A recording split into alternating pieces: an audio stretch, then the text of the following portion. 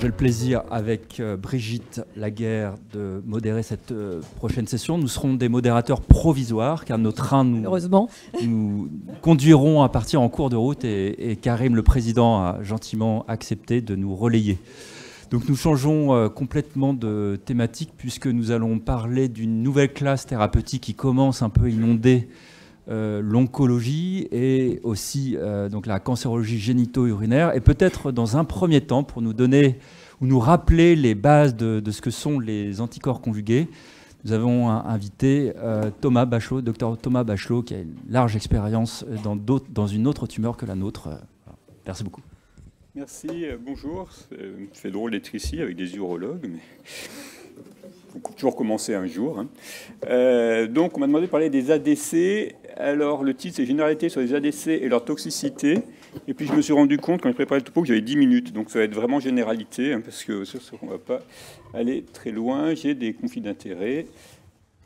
Donc, est-ce que les ADC ne sont pas la thérapeutique idéale telle qu'elle avait été imaginée par M. Ehrlich en 1913, une drogue ciblée uniquement sur les cellules tumorales, épargnant les tissus sains? C'est notre fantasme.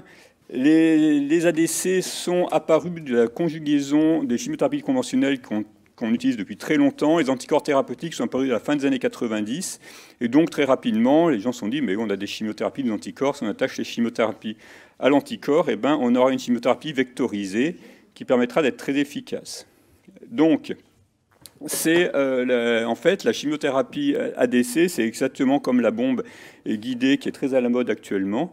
Et en fait, ce qu'il faut bien comprendre avec les ADC, c'est que c'est toujours une bombe. En fait, c'est la même bombe, celle que vous balancez de manière un peu carpette, et celle que vous mettez dans l'ADC, c'est exactement la même, ce qui fait que les toxicités, en fait, c'est vraiment de la chimiothérapie. L'ADC, c'est vraiment de la chimiothérapie.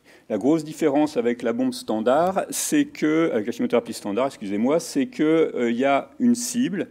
Donc, en fait, c'est beaucoup plus compliqué, parce qu'il y a une cible qu'il faut qu'on identifie, qu'on puisse diriger, et il y a un kit pour faire diriger la chimiothérapie vers cette cible. Et donc, à la fois, autant une chimiothérapie standard, c'est bêta, l'efficacité est liée à la chimiothérapie elle-même, un petit peu à sa pharmacocinétique. Là, on a un triple problème, la chimiothérapie, la cible et le kit de guidage. Donc, on prend un anticorps dirigé contre un antigène tumoral, et on y ajoute de la chimiothérapie. Ce qui fait qu'on a trois parties. L'anticorps lui-même, qui va être différent, avec des cibles différentes, il va être trafiqué de manière différente. On a le payload, ou donc la chimiothérapie, qui sont généralement, c'est soit des antimicrotubules actuellement, soit des alkylants ou des inhibiteurs des topoisomérases, comme toutessine. Et puis le linker qui est extrêmement important. En fait, toute la chimie qui est autour de la fabrication de l'anticorps est extrêmement importante, parce qu'elle va vraiment caractériser la quantité de chimiothérapie qu'on va pouvoir mettre sur chaque anticorps, sa stabilité dans le temps quand elle est dans le corps des individus, et comment elle peut se libérer quand elle atteint la tumeur. Une notion qui est extrêmement importante dans tous les ADC modernes, c'est le DAR, Drug Antibody Ratio, c'est-à-dire c'est le nombre de molécules de chimiothérapie qu'on peut accrocher sur chaque anticorps spécifique. Donc comment ça marche? Quand on balance un anticorps, un ADC dans le corps, en fait, il se retrouve en trois parties, parce que c'est pas très stable, il y a forcément la chimiothérapie qui se détache. Donc, quand on est dans le... Je ne sais pas si ça marche, le truc. Quand elle est dans le corps, l'anticorps conjugué, il est à la fois sous forme d'anticorps libre, sous forme de chimiothérapie libre et sous forme conjuguée. Donc, la quantité de chimiothérapie qui va se libérer dans la circulation générale, évidemment, va être très importante pour la toxicité générale.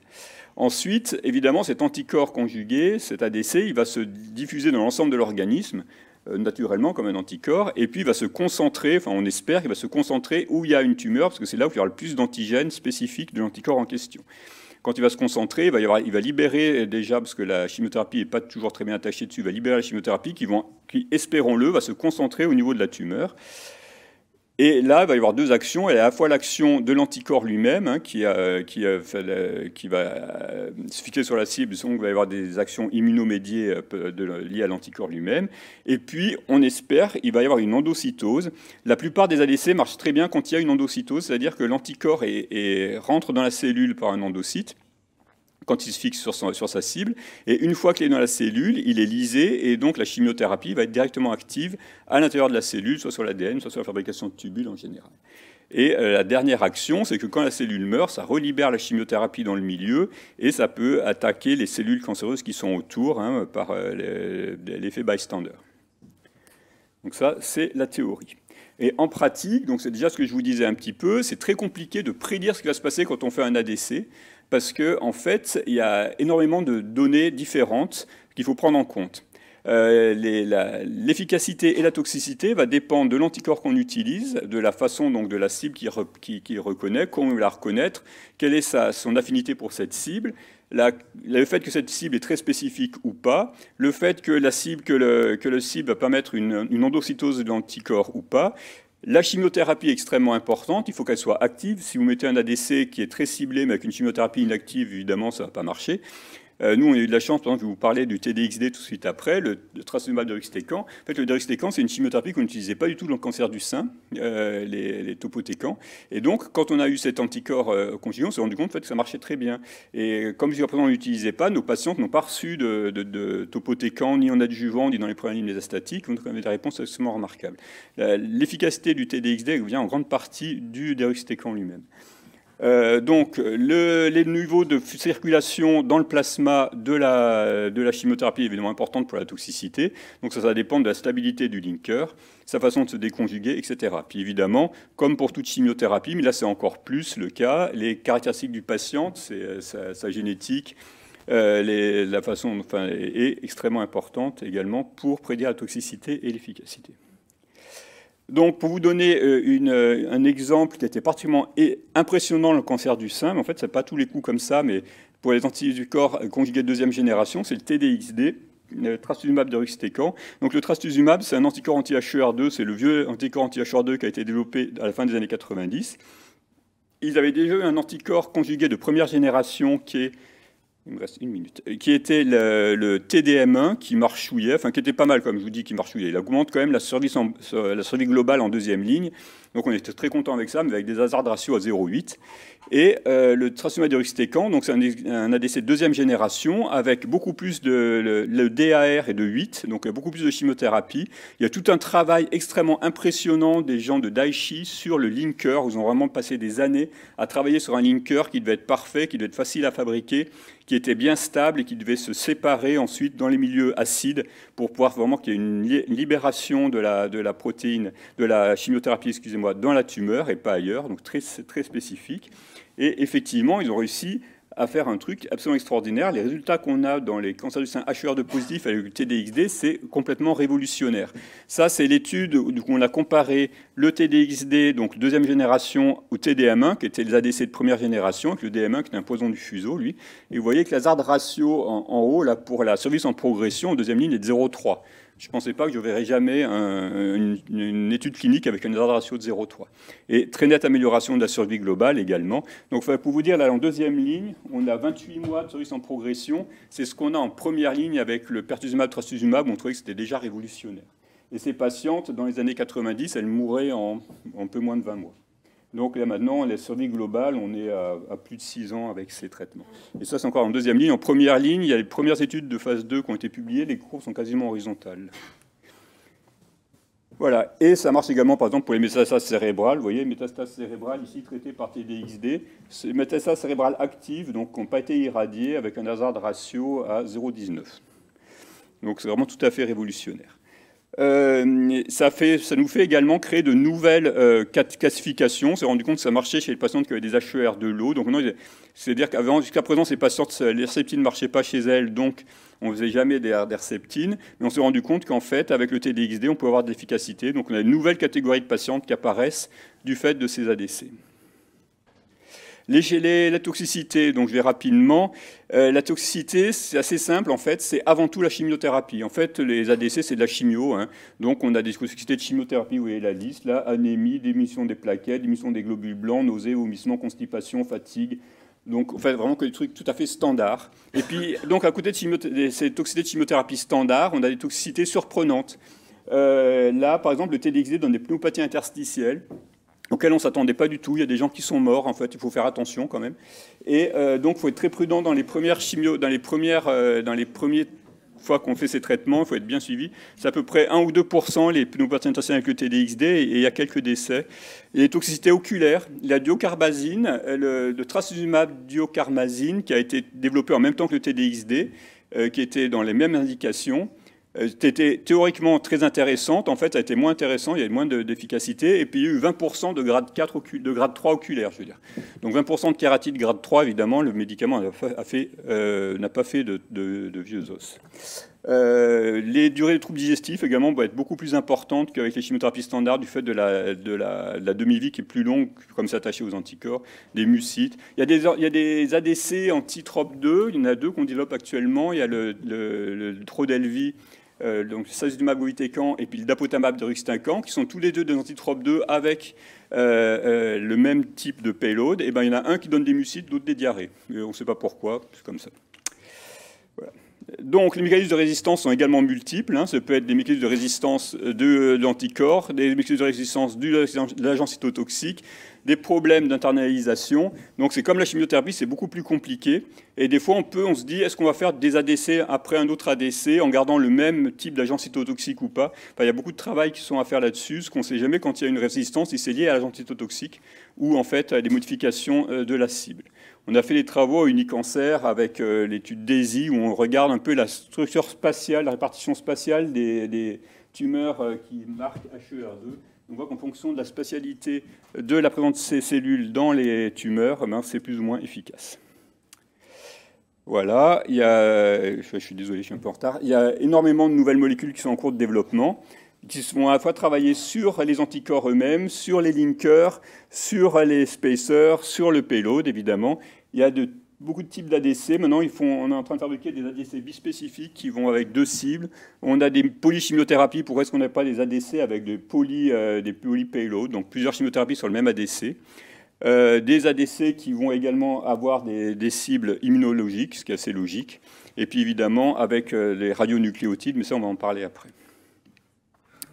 Là, actuellement, il y a énormément de ADC en développement. Cette diapo a 6 mois déjà. Je pense qu'il doit être plutôt 200 maintenant.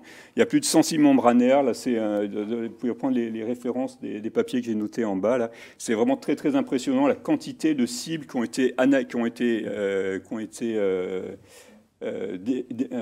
définies, repérées, sur le nombre d'ADC qui sont en train d'être développés là-dessus. Je pense que ça va vraiment énormément changer. Toutes les stratégies d'association sont également extrêmement importantes. Beaucoup d'études en cours là-dessus. En particulier avec l'immunothérapie, je crois qu'en urologie, c'est ce qui se passe. C'est vrai que ça a l'air de très bien marcher, les ADC et l'immunothérapie dans les cancers du sein. On a les premiers résultats avec ADC plus immunothérapie pour les triplés négatifs, ont l'air bien meilleurs qu'avec la chimiothérapie traditionnelle. Donc ça aussi, c'est des choses à suivre. Ça, oui, je vais passer. Et donc, ça, c'était mes conclusions pour le cancer du sein, mais bon, ça peut être un peu général. C'est pour dire que les ADC sont transformatifs. Ça amène à des nouvelles entités nosologiques. Et donc, on peut vraiment espérer beaucoup, à la fois avec ce qu'on a déjà, avec les nouvelles stratégies que ça nous permet de développer, et les nouveaux ADC qui sont en train de sortir. Si on a autant de progrès que ce qu'on a eu ces quelques dernières années avec les premiers les premiers ADC de deuxième génération, ça pourrait être assez impressionnant. Je vous remercie.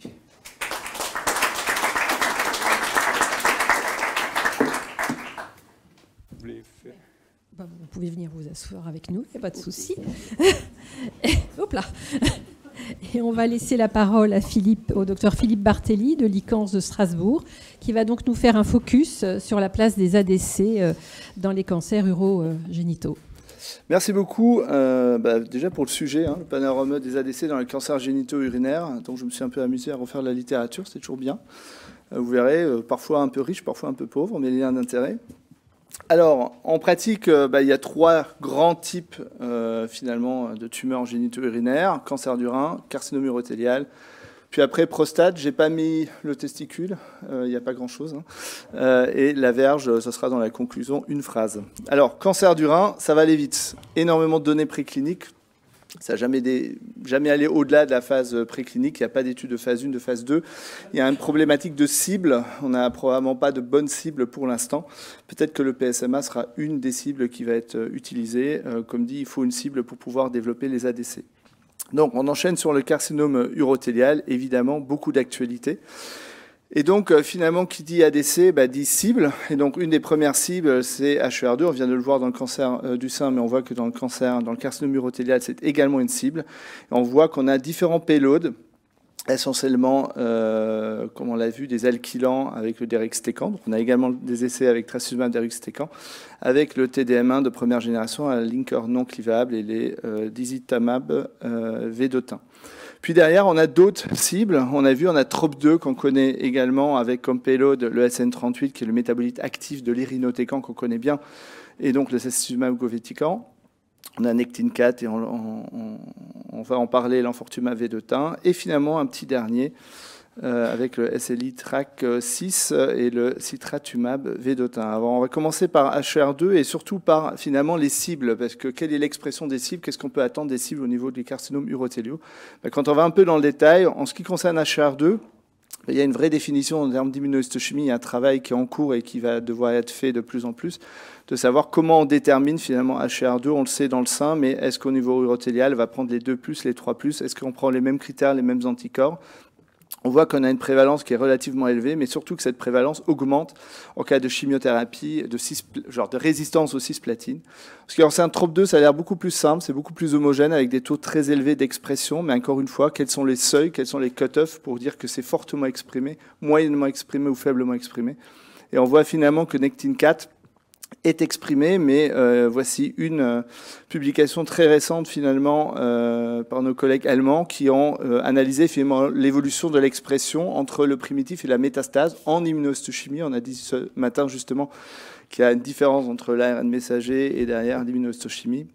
En termes d'immunohistochimie, il semblerait qu'il y a une perte, entre guillemets, d'expression de Nectin-4 qui peut éventuellement être un des mécanismes de résistance aux ADC qui vont cibler justement Nectin-4. Donc encore une fois, des difficultés de standardisation. Aujourd'hui, on ne fait pas tous ces marquages en routine, surtout pour administrer finalement un ADC, et on traite l'ensemble de notre population. Alors on va commencer sur les essais. Quels sont les essais disponibles avec les ADC qui vont cibler HER2? Vous voyez qu'il y en a quand même pas mal. La plupart évaluent le disatamab vedotin, le RC048. Alors, chaque fois ou souvent, c'est HER2, 2+, 3+. Et ce qu'il faut retenir, c'est qu'on est aux alentours de 40% de taux de réponse. Que lorsqu'on prend, c'est la troisième ligne, une phase 2 qui est évaluée chez des patients pré-traités, une population HER2 négative, donc 0 ou 1+. On voit que le taux finalement baisse, mais on a malgré tout des taux de réponse que l'on observe. On voit que ça soit avec la diocarmazine, et on l'a vu tout à l'heure, c'est pareil finalement en urothélial, ça s'est un peu cassé la figure et ils ont arrêté le développement. Et donc il y a le deruxtecan et le 2M1. Le TDM1, il y a eu 5 décès quand même dans l'étude. Donc évidemment, ça a un peu limité le recrutement et ils ont arrêté également le développement. Mais globalement, on a 40% de taux de réponse chez des patients pré-traités, HER2, 2+, 3+, et 4-5 mois de survie sans progression avec des toxicités entre 30 et 50%, les toxicités comme on l'a vu juste avant.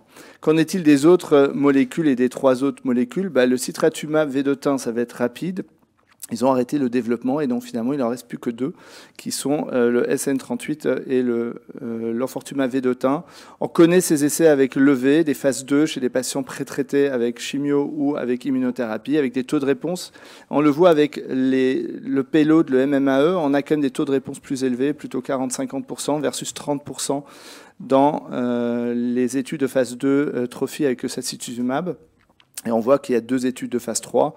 La première qu'on connaît bien, qui a conduit finalement à l'accès à l'EV en post-immunothérapie et post-chimiothérapie, avec une amélioration de la survie sans progression, de la survie globale, avec les toxicités que l'on connaît, à la fois cutanées, la neuropathie périphérique et les hyperglycémies. Et Tropix, Tropix, on pensait que c'était positif, on vient d'avoir la presse release, c'est clairement négatif avec une surmortalité. Il y a eu 35 décès, 32 décès, 25 dans le bras expérimental, 7 dans le bras standard, notamment suite à des neutropénies fébriles. Diarrhée plus neutropénie fébrile sans GCSF égale décès. Donc malheureusement, une étude dont on aura les résultats à l'ESMO probablement. Puis on est allé vers les combinaisons. Alors les combinaisons, on est très fort dans les combinaisons, on en a plein. On a l'EV Pimbro, on a le sacituzumab govitecan avec le Pimbro, on a le dizitamab vedotin toripalimab et le trastuzumab nivolumab. Bon, quand on remet tout finalement et les données que l'on a, études de phase 1-2, mais majoritairement des phases 2, avec l'EV103 qui est celle qui en a le plus, On voit clairement, encore une fois, que lorsque le payload, ça agit sur la tubuline, si c'est du MMAE, on a 60-70% de taux de réponse. Lorsque c'est un inhibiteur de topoisomérase 1, clairement, le taux de réponse semble être moins bien. Donc, au final, tout ça a conduit à la question, est-ce qu'on a un effet synergique ou additif? On a quand même plutôt l'impression que EV monothérapie, 40%, pembrolizumab, 20%, plutôt à un effet additif, voire un peu plus. C'est ce qui a conduit finalement à l'étude de phase 3 que l'on connaît, le V302, qui va changer nos standards, avec des hazard ratios pas à 0,3, mais à 0,4 chez nous, 0,45, 0,42, dans cette situation-là, en survie sans progression, survie globale, et qui est également une amélioration du taux de réponse, et qui est rentré finalement en standard. Donc on a un ADC finalement qui va devenir notre standard en première ligne. On va encore aller plus loin avec des combinaisons, avec finalement EV plus acésulfame govitecan, c'est l'étude DAD, et on va même aller vers des triplés. Alors qu'est-ce qu'on peut attendre des triplés? Peut-être plus de toxicité, ce n'était pas le cas dans l'étude DAD. Mais pour gagner quoi? Taux de réponse des patients réfractaires. Est-ce qu'il ne faut pas rester sur la séquence? Clairement, c'est des questions qui se posent. Mais aujourd'hui, les triplés sont déjà en cours et donc on aura des résultats dans les années à venir. Et donc, d'autres combinaisons en cours avec le dizitamab vedotin versus immunothérapie versus chimiothérapie qui recrutent et un avancement en ligne pour nos collègues chirurgiens pour qu'ils arrêtent d'opérer parce qu'on aura des réponses complètes en situation néoadjuvante et périopératoire. Alors, prostate. Alors, prostate, j'avoue que je ne connaissais rien. Et finalement, on a pas mal de cibles qui sont là. On a le PSMA, évidemment, on le connaît, DLL3, TROP2, STIP1 qu'on a vu récemment, mais pas sous forme d'ADC comme cible, le facteur tissulaire et B7H3. Et en fait, quand on regarde les taux de réponse d'un certain nombre d'essais, c'est quand même assez décevant. On n'est pas dans les 25-30%, on est plutôt à 7-10% de taux de réponse.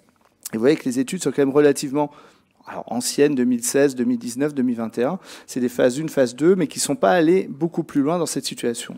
Par contre, il y a deux molécules qui sortent un peu du lot, qui sont l'ARX 517 et le MJC 018, avec MMAE et diocarmazine. Et on voit que l'ARX 517, une étude de phase 1-2 qui a été avec des patients lourdement pré-traités, on voit clairement des taux de réponse assez impressionnants. 50% des patients avec des réductions de PSA de plus de 50%. Sur des doses, on va dire, correctes, chez des patients qui ont été pré-traités par inhibiteurs, par taxane, par immunothérapie, par IV et hormonothérapie, et chez des patients pré-exposés au lutetium PSMA, donc sur la même cible, on voit que malgré tout, on a des taux de réponse relativement intéressants. Et la deuxième, finalement, c'est MJC 018, c'est le vobramitamab diocarmazine, et donc, encore une fois, 53% de taux de réponse, avec des réponses durables de plus de 6 mois. Et donc, on avait en France l'étude de phase 2 sur la recherche de la dose. Mais évidemment, ce n'est pas anodin, ça reste une chimiothérapie. Et donc, on a les toxicités de la chimiothérapie avec des toxicités un peu atypiques, notamment d'œdèmes un peu périphériques qui sont un peu compliqués à gérer parfois. Donc, au total, et c'est la dernière slide, cancer du rein, pas grand-chose à l'horizon pour l'instant. Carcinome urothélial, beaucoup de cibles. EV Pembro, nouveau standard. On a de nouveaux ADC de nouvelle génération qui ciblent Nectin-4 avec moins de toxicité attendue au niveau cutané. On a l'arrivée prochaine des ADC qui ciblent HER2. L'avancement des lignes, les questions MMAE probablement mieux qu'inhibiteur de topoisomérase. Mécanisme de résistance imagerie métabolique, on n'en sait rien et on va de plus en plus vers des combinaisons. Au niveau de la prostate, les résultats sont contrastés, mais on a deux molécules quand même qui vont arriver. Il faudra essayer de les positionner, notamment en termes de profil de toxicité. Et pour la verge, on a des cibles. On a TROP2, on a Nectin-4 et HER2, mais on n'a pas beaucoup d'études. Il y a des études de phase mixte, un peu basket, qui sont en cours de combinaison, notamment sacituzumab immunothérapie et pour les carcinomes non urothéliaux. TROP2 notamment pour les épidermoïdes. Et je vous remercie pour votre attention.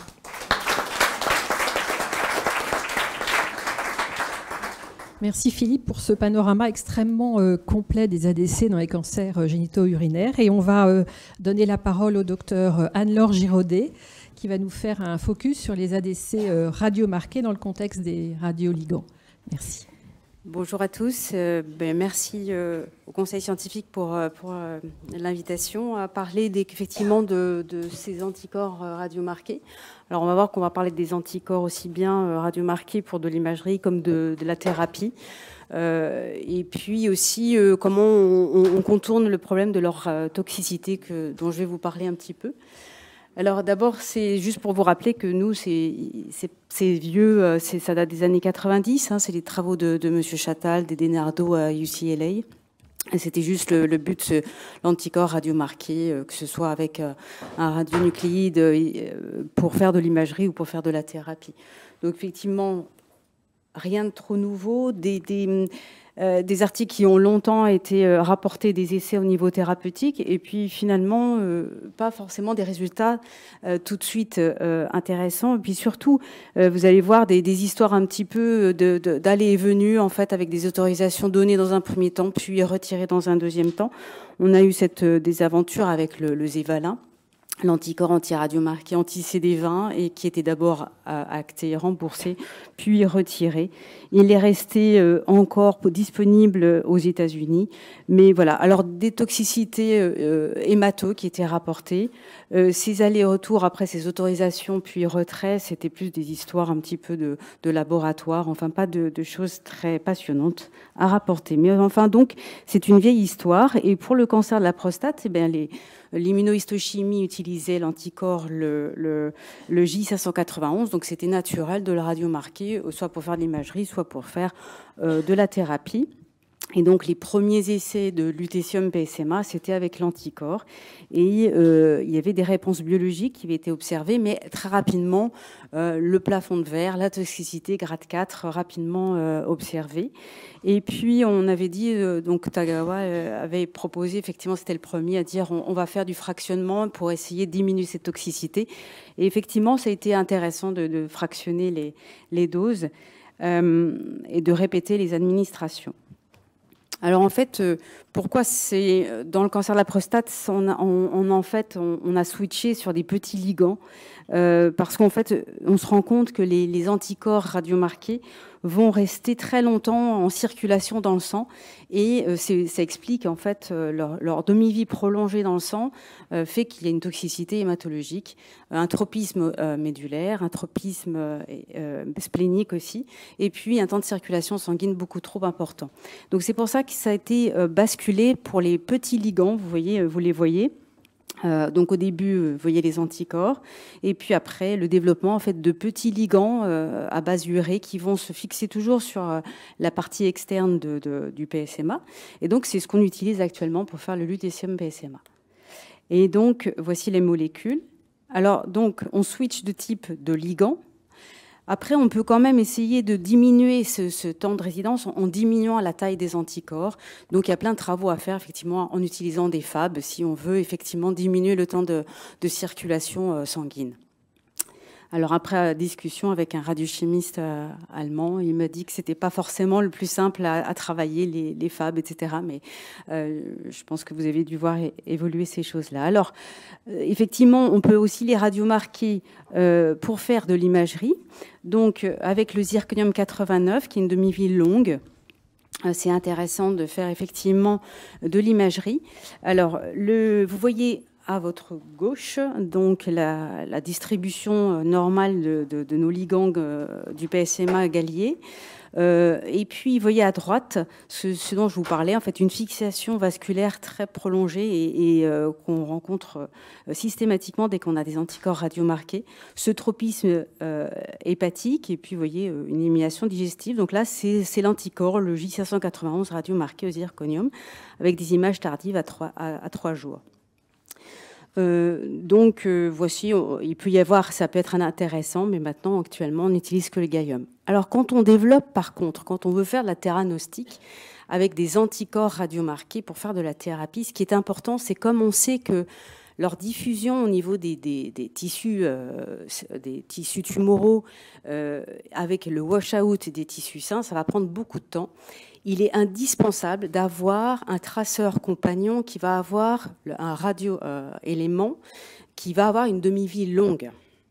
Vous ne pouvez pas faire la biodistribution dans le temps et donc l'évolution de votre anticorps dans le temps ce qui va vous prédire la toxicité, qui va vous prédire la biodistribution et le devenir de votre anticorps radiomarqué dans le corps si vous utilisez des isotopes à demi-vie aussi courte que le gallium-68 qui a 68 minutes. Donc le zirconium, par exemple, avec une demi-vie aussi prolongée de 3 jours, vous permet de faire des images répétées dans le temps. Et pour preuve, pour vous dire comme quoi ça prend du temps, ces anticorps radiomarqués, pour qu'ils aillent sur leur cible et qu'ils se fassent un wash-out au niveau des tissus sains. On avait cette étude qu'on avait développée, une first in human au centre. Et vous voyez l'uptake de ces métastases de synovial-sarcome qu'on ne voyait finalement qu'arriver que très tardivement. Et vous voyez le wash-out très lent en fait, au niveau de la circulation sanguine. Donc ça vous résume totalement le devenir des anticorps radiomarqués. Donc, vous comprenez la toxicité hémato qui est toujours notre plafond de verre. Donc, ne pas développer un traceur compagnon avec des isotopes à demi-vie courte.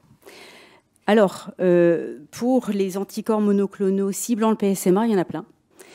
Dans cet article, vous voyez toute la liste de ceux qui ont été rapportés. Alors, radiomarqués avec des isotopes aussi différents que le cuivre 64 pour l'imagerie, on passe au 67 pour la thérapie. Zirconium, l'indium, le lutécium, tout a été essayé. Puis maintenant, vous savez qu'il y a maintenant avec l'actinium. Et puis, vous voyez, il n'y a que tout en bas qu'effectivement, on a un Fab qui a été développé. Alors, quand on passe, effectivement, on réutilise le J591, cette fois-ci radiomarqué à l'actinium. C'est un essai qui a rapporté des doses intéressantes, mais tout de suite, à nouveau, des toxicités. Puis, vous savez, le problème de la xérostomie, et se rajouter en plus des nausées qu'on n'avait pas forcément dans les autres traitements. Alors, quand on utilise des ligands maintenant pour essayer d'augmenter un petit peu la taille, parce que les ligands ont parfois un wash-out un peu rapide, si on veut qu'ils durent plus longtemps, ils restent plus longtemps dans les tumeurs, maintenant il y a une tendance à essayer de les faire plus gros et par exemple ciblant aussi bien le PSMA que le FAPI, qui cible effectivement donc les fibroblastes actives dans les tumeurs. Et donc ça, c'est une possibilité effectivement de double marquage. Donc ça, vous l'aurez dû marquer aussi bien pour l'imagerie que pour la thérapie. C'est possible de faire donc ces bispécifiques. Et on pallie ainsi à l'hétérogénéité tumorale et augmente le temps de rétention intratumorale du FAPI parce que lui aussi a un wash-out important. Voilà, ça je vous l'avais déjà montré, cette diapositive. Vous voyez, c'est pour les cancers du rein, cellules claires. Vous voyez tout ce qui... Il y a un mélange de beaucoup d'anticorps qui sont radiomarqués. On peut effectivement imager l'hypoxie. On peut vous dire si votre tumeur surexprime PD-L1, si elle surexprime VEGF aussi. Voilà, toutes ces voies, on peut les imager et on peut développer après des voies de theranostic. Alors, le girentuximab, c'est l'anticorps qui cible le CA9. Ça a été pas mal utilisé pour caractériser les masses rénales. On a l'étude Zircon qui va bientôt avoir des résultats intéressants. Mais vous voyez, il faut faire des images retardées dans le temps, puisque vous voyez, ça va jusqu'à 168 heures pour avoir un bon signal sur bruit. Pour faire savoir s'il faut surveiller ou vous devez traiter éventuellement, c'est intéressant de comparer avec la TEP-FDG et le girentuximab. Vous voyez la courbe d'en bas, pas de forte discrimination de valeur prédictive de survie des patients. Par contre, le FDG est beaucoup plus intéressant si vous voulez prédire la survie de vos patients. Voilà, donc ça, c'est les essais qui sont en cours et qui ont rapporté des toxicités à nouveau encore un peu hémato à chaque fois, hein, dans le girentuximab qui était utilisé dans les cancers du rein. Voilà, et ça, c'est l'essai qui est en cours, qui s'appelle Starlight. Voilà, donc la radioimmunothérapie, pour nous, c'est une vieille histoire, avec toujours ce plafond de verre de toxicité hématologique. C'est moins un problème pour les hématopathies, mais pour les tumeurs solides, c'est plus compliqué. Donc, est-ce que c'est le devenir avec les anticorps radiomarqués qui gardent la spécificité de l'anticorps et ont l'avantage des plus petites molécules comme les ligands? On en a parlé, le rationnel avec les associations avec l'immunothérapie, bien sûr. Et puis, ce que je vous ai dit, à chaque fois que vous voulez savoir ce que votre anticorps devient dans le corps, eh bien, il ne faut pas utiliser un traceur compagnon avec une demi-vie courte. Voilà, c'est tout ce que je voulais vous dire. Merci à vous. Merci Madame Giraudet. Venez vous asseoir. Merci Brigitte. Brigitte doit se sauver aussi. Les trains partent, donc pas trop le choix. On a un peu de temps pour prendre des questions, s'il y en a, à nos 3 orateurs. Oui, France. En scénologie, Thomas, vous l'avez peut-être dit, mais on a du néoadjuvant qui a déjà rapporté en scénologie, notamment pour des questions de toxicité, parce que vous avez souligné les toxicités qu'on pouvait avoir, donc la place en néoadjuvant. C'est en cours d'étude, hein, surtout les antitropes 2 pour les triples négatifs, qui commencent à être utilisés avec l'immunothérapie à la place des chimiothérapies standards. Pour l'instant, je pense qu'on va avoir plus de toxicité qu'avec la chimiothérapie standard, hein, de toute façon. Donc ça, je pense de ce côté-là, on a assez bon espoir d'améliorer encore la situation. Pour les HER2 positifs, on a fait du trastuzumab deruxtecan en néoadjuvant, et pour l'instant, on ne sait pas très bien sa place idéale, comme les chimiothérapies standards marchent déjà très très bien.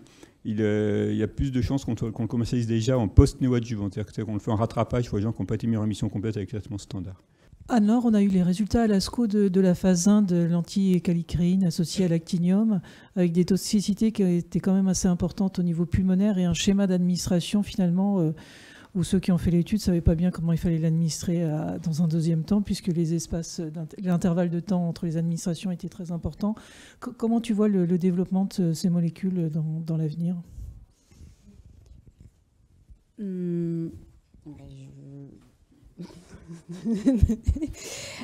développement, il va falloir voir le suivi de ces études et puis savoir s'il n'y a pas une possibilité de retravailler la molécule. Si effectivement un tropisme pulmonaire, c'est que c'est pas la meilleure des molécules, donc on sait qu'il suffit de retravailler sur l'anticorps, le chélateur et l'isotope aussi. Dès qu'on change le moindre élément, en fait, on sait qu'on change complètement la biodistribution. Donc, c'est peut-être pas le bon candidat. Peut-être qu'il faut retravailler, il faut revoir la copie. C'est que ça. Et savoir pourquoi il y a ce tropisme pulmonaire, cette fibrose qui se met. Mais le but, c'est de ne pas être aussi toxique que ça, bien évidemment. Et peut-être pour compléter plusieurs éléments de réponse. La première est qu'une injection peut probablement suffire chez certains patients et sans avoir nécessairement la toxicité. Et c'est probablement une des voies d'avenir de développement quand on part sur un radioligand, en tout cas un radioisotope. Et puis au-delà de la bombe, pour reprendre la sémantique, donc l'arme qui est utilisée, qui là est un radioisotope.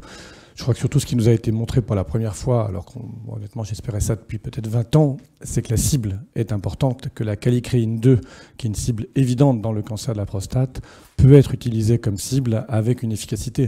Et du coup, à partir de là, tu peux envisager un bispécifique, tu peux envisager un ADC, et c'est ce qui va se passer. et donc, on verra bien ensuite ce qui vaut mieux, et peut-être qu'il faudra utiliser un radioisotope et un ADC, etc. etc. Mais je crois que le plus important, c'est la cible. Et l'air de rien, en un an, on a 2 nouvelles cibles qui viennent d'être validées entre la calicréine 2 et STIP1 dans cette maladie, ce qui est évidemment extrêmement important. Et là encore, ça ouvre des possibilités de développement énormes. Et l'industrie pharma est désormais capable de le faire et de le faire rapidement. Et on le voit aussi sur la nectine, où on voit clairement que la 2e génération, la 3e génération, en termes de ratio, en termes de qualité d'anticorps et en termes de ciblage, on a clairement sur les premières données de phase 1, les données préliminaires, quasiment aucune toxicité, même cutanée, on a moins de toxicité. C'est un peu ce qu'on a vécu finalement avec les anticorps première génération, genre HR2, on le sait avec les biosimilaires, etc. aussi. Je pense qu'on est qu'au début et que là c'est la première génération, mais qu'il y aura 2e, 3e, etc. Et peut-être pour compléter, Philippe, dans le cancer de la prostate, en fait, tu as très bien montré les choses. Il y a eu toute une première génération d'ADC, il y a presque 10 ans, qui n'ont pas trop marché. Et en fait, il y a toute une génération qui arrive en ce moment. Alors pour le PSMA, qui arrive presque un peu tard, parce que le lutetium a pris un peu la place, et ça va être compliqué du coup, pour des médicaments qui sont efficaces, que l'industrie pharma ne montre pas encore, mais je peux le dire, ils sont efficaces, très clairement. la question est de savoir comment développer un médicament quand tu as déjà un standard qui est sur une même cible, etc. Donc, bon, là, ça sera une vraie question. Mais sur d'autres cibles, et tu l'as montré, B7H3, c'est une évidence. Il y a en fait 2 médicaments. Daiichi a aussi un médicament clairement efficace. C'est une cible évidente dans cette maladie. Et puis, on a parlé des autres. La question de la kallikrein 2, STIP1 et probablement encore d'autres.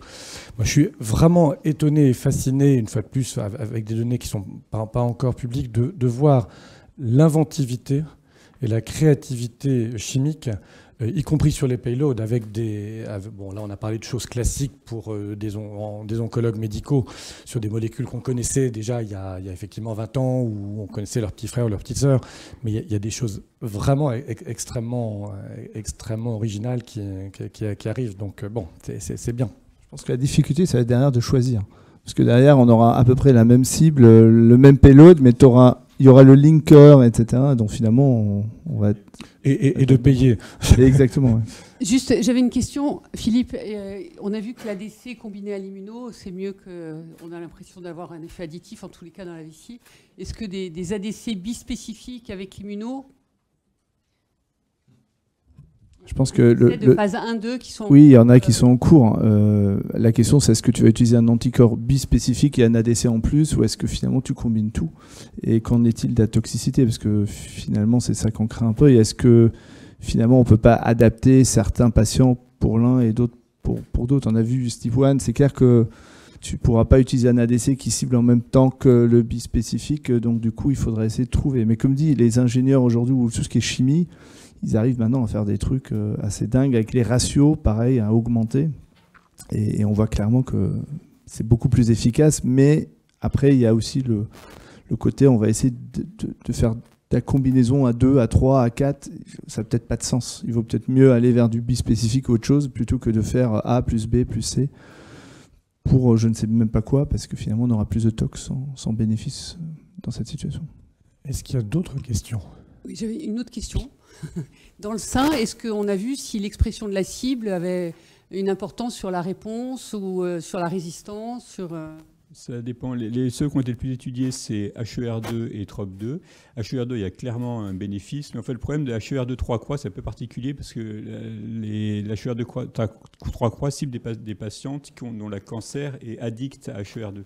Donc, du coup, on a le double effet qui se coule, si j'ose dire. On a à la fois l'inhibition d'HER2 extrêmement importante dans cette tumeur et la chimiothérapie. C'est pour ça que les résultats sont si extraordinaires avec le TDXD dans les 3+. Dès qu'on passe sur les 2+, on a des résultats qui sont très intéressants, mais c'est une sorte de super chimio, comme ce qu'on trouve dans les autres tumeurs, dans les triple négatifs, etc. Et donc ensuite, les HER2 ultra low, on a vu que ça marchait encore un petit peu, mais enfin plus tu descends, moins ça marche quand même. Alors c'est vrai que ça marche un petit peu, on dit c'est quand même mieux que la chimiothérapie standard, mais à un certain moment, je suis pas sûr que ça fasse beaucoup mieux que le Xeloda quand même, sur la voie. Et dans les TROP2, c'est pareil, ils disent que ça marche sur tous les cancers, mais quand tu regardes ceux qui sont vraiment à 0, ça n'a pas l'air de marcher très très bien, ça marche peut-être un petit peu mieux que la chimiothérapie standard, ou à peu près équivalent, mais comme les 0, c'est moins de 10% des patientes, en fait, la plupart ont quand même une expression de TROP2 qui est pas négligeable, donc c'est un peu moins efficace qu'en C3A, mais ça reste quand même efficace. Je pense que ça dépend vraiment des cibles qu'on va viser. Il y a des cibles qui vont être très dépendantes si tu as besoin d'avoir une grosse expression de la cible pour que ça marche, puis d'autres anticorps qui vont être beaucoup plus ubiquitaire dès que tu as un petit peu de cible qui est exprimée. En fait. Juste très rapide, juste d'un point de vue technique, en fait, faut pas perdre de vue que les immunohistochimies, on les calibre par rapport à une question. Et donc, historiquement, on a calibré l'immunohistochimie de HER2 pour détecter les amplifications. Et en fait, savoir si on pourrait les avoir mis au point différemment pour détecter en fait les réponses aux ADC. Et donc, le même problème se pose, par exemple, en cancer de vessie maintenant. Dans quelle gamme on se met pour détecter ce qui est pertinent cliniquement, quoi. C'est vraiment quelque chose. Il n'y a pas d'absolu en fait dans ce qu'on détecte en immuno. C'est toujours par rapport à une question. Le tout, c'est d'avoir un effet différentiel entre le tissu sain. En fait, à partir du moment que tu as plus d'HER2 dans le tissu sain, tu vas avoir une amélioration de l'index thérapeutique de ta chimiothérapie si tu la concentres plus sur tes cellules pathologiques. Avez-vous d'autres questions? Non? Alors moi, j'ai une proposition pour le coup, un peu au nom du bureau, parce qu'on est un petit peu en retard. Donc, une option pourrait être d'enchaîner directement sur la session suivante et de se garder la pause pour faire un méga goûter pour ceux qui peuvent rester après la dernière session. Est-ce que vous êtes d'accord ? Allez, on enchaîne alors. Merci beaucoup Thomas.